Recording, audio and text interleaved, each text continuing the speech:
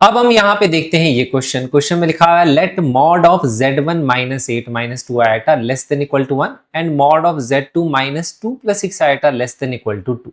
जहाँ पे z1 z2 complex number है तो हमें मिनिमम वैल्यू बतानी है mod z1 minus mod z2 की कितनी होगी। ये हमारा यहाँ पे क्वेश्चन। तो इजीएस्ट तरीका इस क्वेश्चन को सॉल्व करने का क्या है, ज्योमेट्री है, क्योंकि मुझे दिख रहा है कि ये सर्कुलर पार्ट्स को ही रिप्रेजेंट करता है, ये सर्कल के अंदर के पॉइंट्स हैं। तो z1 माइनस z2 का मॉड का मतलब क्या है, यहाँ पे z1 पॉइंट पहले सर्कल पे है या उसके अंदर, z2 पॉइंट दूसरे सर्कल पे या उसके अंदर, और उसके बीच का मिनिमम डिस्टेंस हमें यहाँ पे देखना है, क्योंकि मॉड का मतलब डिस्टेंस ही होता है, z1 माइनस z2 का यही मतलब है। अब यहाँ पे ये जो है कॉम्प्लेक्स नंबर ये सर्कल के ऊपर राइट करता है, जिसका सेंटर क्या है यहां से हम निकाल सकते हैं। तो जो सर्कल होता है वो इस तरह से लिखा जाता है, mod of z minus z naught is equal to r होता है तो सर्कल होता है, लेस देन r होता है तो सर्कल के अंदर के पॉइंट्स। तो यहाँ पे इज इक्वल टू भी है और लेस भी, इसका मतलब सर्कल के ऊपर के भी पॉइंट्स और अंदर के भी पॉइंट्स हैं।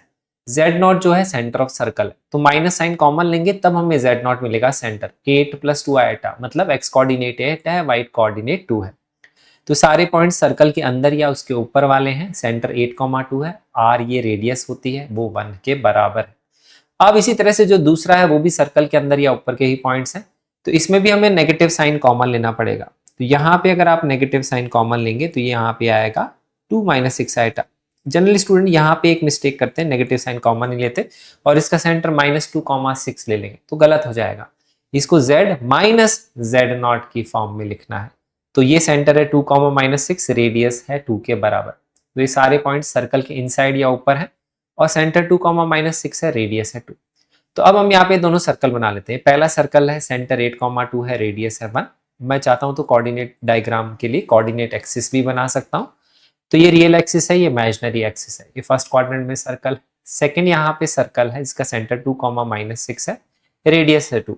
तो ये वाई एक्सिस को टच कर रहा है। इस इंफॉर्मेशन का ऐसे एज सच कोई यहाँ पे यूज नहीं है, क्योंकि यहाँ पे रेडियस 2 है और इसका एक्स कोऑर्डिनेट भी 2 है, इसीलिए मैंने इस तरह से डायग्राम बनाया कि वाई एक्सिस को टच कर रहा है। अगर आप नहीं भी बनाएंगे कोऑर्डिनेट एक्सिस तो उससे फर्क नहीं पड़ेगा।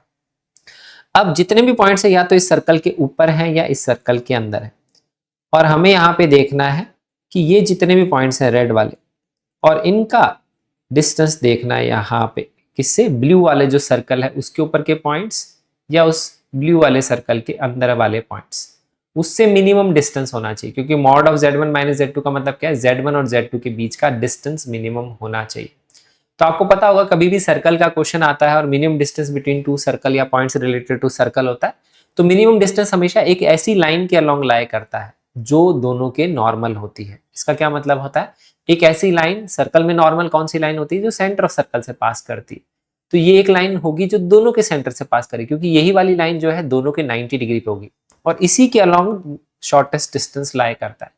तो हमें दिख रहा है शॉर्टेस्ट डिस्टेंस, ये वाला पॉइंट अगर हम सर्कल पे ले लेंगे और यहाँ पे ये वाला पॉइंट ले लेंगे तो यही मिनिमम डिस्टेंस आएगा, shortest distance between any two points on circle 1 and circle 2 या सर्कल 1 सर्कल 2 के अंदर वाले पॉइंट्स का।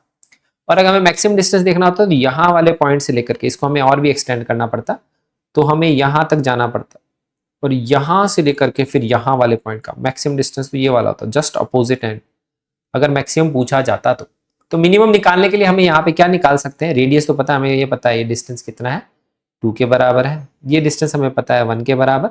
तो मैं क्या करता हूँ, C1 C2 डिस्टेंस निकाल लेता हूँ, क्योंकि दोनों के कोऑर्डिनेट तो मुझे पता ही है, उसमें से 1 और 2 माइनस कर दूंगा तो मेरा यहाँ पे मिनिमम डिस्टेंस आ जाएगा। तो ज्योमेट्री से देखिए कितना सिंपल तरीके से सॉल्व जाता है। C1 C2 डिस्टेंस पे फॉर्मूला लगाएंगे, 8 माइनस 2 का square, 2 minus minus 6 that is 8 का square, 6 square plus 8 square 36 plus 64 100 हो जाएगा, अंडर रूट ऑफ 100 होता है 10, 10 में से सब्ट्रैक्ट कर देंगे 2 को भी और 1 को भी, तभी mod of z1 minus z2 minimum आएगा। तो यहाँ पे वैल्यू आ जाएगी 7 के बराबर, जो हमारा आंसर मैच कर जाएगा ऑप्शन नंबर 2 से।